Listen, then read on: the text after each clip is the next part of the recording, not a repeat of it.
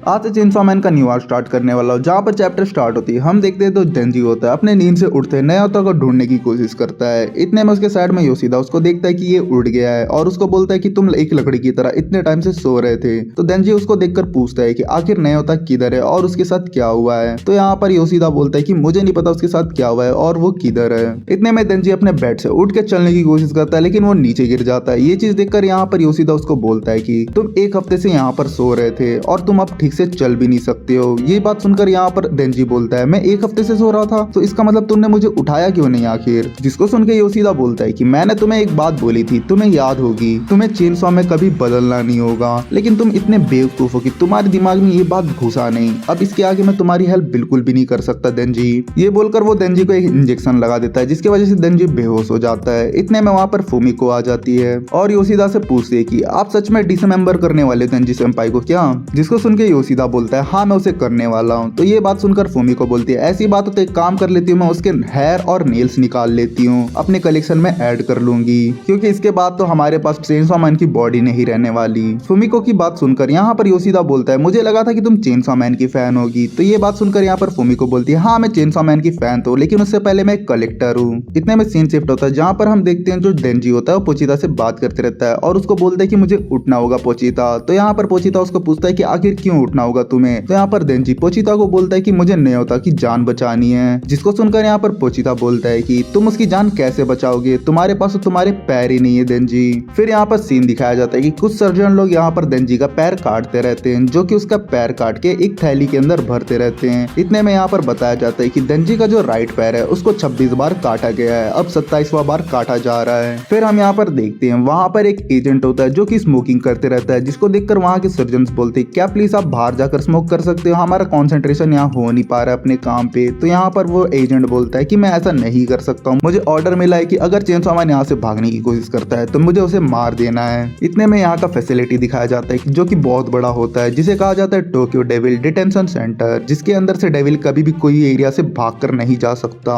क्योंकि इस फैसिलिटी की जो सिक्योरिटी है वो बहुत ही ज्यादा टफ है और बहुत ही खतरनाक वेपन्स यहाँ पर इंस्टॉल किए गए हैं। अगर किसी को भी इस फैसिलिटी से भागकर जाना होगा तो उसे बहुत बड़ा वॉर करना पड़ेगा। इतने में हमें फैसिलिटी के बाहर दिखाया जाता है जहाँ पर फेमी और ऐसा खड़े होते हैं और दोनों एक दूसरे से बात करते रहते हैं, जहाँ पर फेमी उससे पूछती है कि क्या तुम्हारा हाथ दर्द कर रहा है। तो जिसको सुनकर यहाँ पर आशा बोलती है कि नहीं इतना भी ज्यादा दर्द नहीं कर रहा है, लेकिन मुझे ये बताओ कि हम स्कूल यूनिफॉर्म में यहाँ क्या कर रहे हैं। ये बात सुनकर यहाँ पर फेमी बोलती है कि अगर हम स्कूल यूनिफॉर्म में एंटर करेंगे तो हमारे ऊपर कोई शक नहीं करेगा, क्योंकि ऑलरेडी इस डिटेंशन सेंटर में कुछ हाई स्कूल के लोग आते हैं टूर के लिए। जिसको सुनकर यहाँ पर ऐसा बोलती है कि तो अब इसके आगे हमें क्या करना होगा। ये बात सुनकर यहाँ पर फमी बोलती है कि हम 10 कदम दूर है सेंसर से, अगर हम उसके अंदर जैसी एंटर करेंगे तो हमें बैगन का भरता बना दिया जाएगा उन वेपन के द्वारा। इतने में योर जो होती है वो फमी से पूछती है कि चेनसॉ मैन क्या अंदर है, लेकिन वो किधर है आखिर तुम बता सकती हो फमीन। योर की बात सुनकर यहाँ पर फमी बोलती है कि वो अंडरग्राउंड फ्लोर पे B3 पे है, जिसके लिए हमें एंट्रेंस को डिस्ट्रॉय करके उसके अंदर जाना होगा और ये काम तुम करोगी ऐसा जैसे हमने प्लान किया था।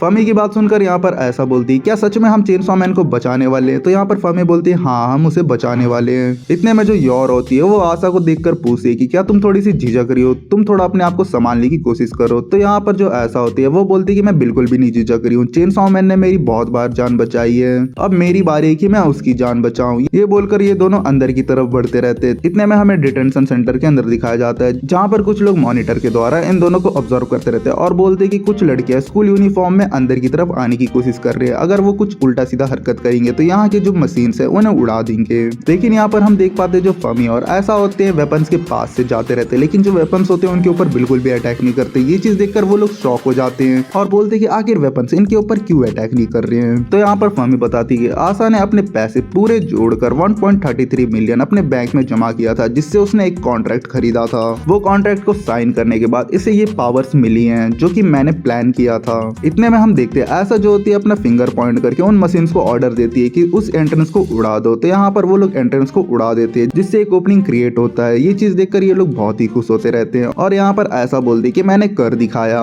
इनकी ये हरकतों की वजह से यहाँ पर अलार्म सिस्टम बच जाता है और सबको एक मैसेज जाता है कि यहाँ पर 2 डेविल वाली लड़कियां स्कूल यूनिफॉर्म में एंटर करने की कोशिश कर रही है, जल्दी अपने हथियार लेकर रेडी हो जाओ लड़ने के लिए और इन पर जल्दी अटैक करो। फिर यहाँ पर सीन दिखाया जाता है आशा और फेमी की तरफ जो कि बेझिझक आगे की तरफ बढ़ते रहता है और उनके ऊपर कोई भी वेपन्स अटैक नहीं करते रहते। ये चीज देखकर यहाँ पर एक आदमी बोलता है कि इनके ऊपर बिल्कुल भी अटैक क्यों नहीं हो रहा है, आखिर ये किस तरह की डेविल है। जिसको सुनकर यहाँ पर उसके बाजू वाला इंसान बोलता है कि मैं जानता हूँ कि ये कौन है, ये आसा मिथिका है जो कि चेनसॉ मैन चर्च में काम करती थी। मुझे लगता है कि ये चेनसॉ मैन के लीडर को बचाने आया है, इसलिए ये लोग अंदर घुसे हैं। इतने में जो फमी होते हैं वो आसा को बोलती है कि तुम अपने वेपन वाले पावर को यूज मत करो, इसके बदले तुम जाकर डायरेक्ट फाइट क्यों नहीं करती। तो यहाँ पर आसा बोलती है कि मेरा एक हाथ नहीं है भाई, मैं कैसे फाइट करूंगी उनके साथ, क्यों ना तुम जाकर उनसे फाइट करो। तो यहाँ पर फमी बोलती कि लेकिन मैं तो ट्रम्प कार्ड हूँ, मैं कैसे अभी जाकर फाइट कर सकती हूँ, मैं तो लास्ट के लिए हूँ ना। जिसको सुनकर आसा बोलते कि ठीक है फिर मुंह बंद करके बैठे रहो। इतने में ये दोनों चुपके से आगे की तरफ बढ़ते रहते हैं। इतने में जो ऐसा होती है उसका पैर फंस जाता है और वो नीचे की तरफ गिर जाते हैं, जिसकी वजह से वहाँ के जो सिक्योरिटी वाले होते हैं वो सब इनको देख लेते हैं और इनके ऊपर गोली चलाना चालू कर देते हैं।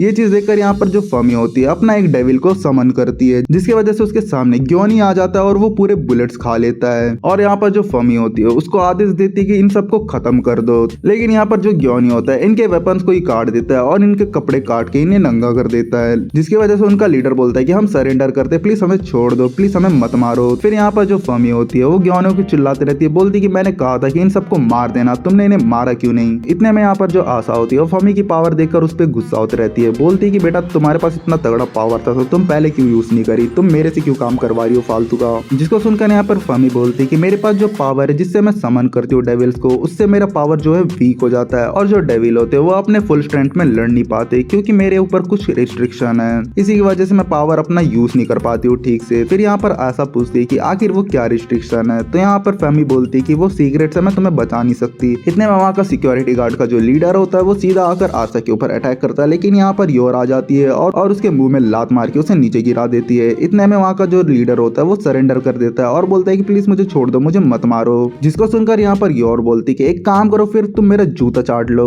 मैं तुम्हें छोड़ दूंगी। फिर यहाँ पर सडनली डोर ओपन होता है जहाँ पर हम देखते हैं 3 लोग बाहर आते हैं। जैसे वो लोग यहाँ पर बाहर आते हैं और फमी को देखते हैं और बोलते कि क्या तुम हमें बचाने आए हो फमी यहाँ पर। और जिसको सुनकर उनका जो मिडिल वाला भाई होता है वो सामने आ जाता है और बोलता है कि तुम मेरे पीछे आ जाओ, और फमी को बोलते रहती है कि तुम हमें अकेला छोड़ दो और तुम यहाँ से चले जाओ जल्दी से जल्दी। और जिसको सुनकर यहाँ पर फमी बोलता है ठीक है मैं जा रही हूँ। इतने में वो लड़का फिर से फमी को बोलता है कि तुम्हारी वजह से हमारी फैमिली बर्बाद हो चुकी है, जिसकी वजह से हमारा पूरा जिंदगी खराब हो चुका है और हम एक मोस्ट वांटेड टेररिस्ट बन चुके हैं। आज से हम तुम्हारा किसी भी तरह का ऑर्डर्स फॉलो नहीं करने वाले, हम अपनी जिंदगी जिएंगे, प्लीज तुम यहाँ से चली जाओ। जिसको सुनकर फमी फिर से बोलती है ठीक है भाई मैं जा रही हूँ। लेकिन यहाँ पर जो ऐसा होता है इसकी बकवास बातें सुनकर थोड़ी सी भड़क जाती है और उस लड़के को बोलती है कि यहाँ पर हम तुम लूजर्स को बचाने नहीं आए, हम यहाँ पर चेनसॉ मैन को बचाने आए हैं। जिसको सुनकर वो लड़का बोलता है चेनसॉ मैन इधर है क्या। इतने में जो आशा होती है वो फमी को बोलती है इन लूजर्स के ऊपर टाइम वेस्ट करने से अच्छा चलो यहाँ से हम निकलते हैं। और वो लोग आगे की तरफ बढ़ते रहते हैं, लेकिन वो 3 लड़के इनको फॉलो करने लग जाते हैं और आशा देखकर बोलती है कि ये भगवे लोग हमारे पीछे आ रहे हैं। और उनमें से एक लड़का बोलता है कि मुझे चेनसॉ मैन से मिलना है, प्लीज मुझे आने दो तुम्हारे पीछे। और इसी के साथ यहाँ पर चैप्टर एंड होता है। यहाँ तक वीडियो देखने के लिए थैंक यू। चलो मिलते हैं नेक्स्ट वीडियो पे।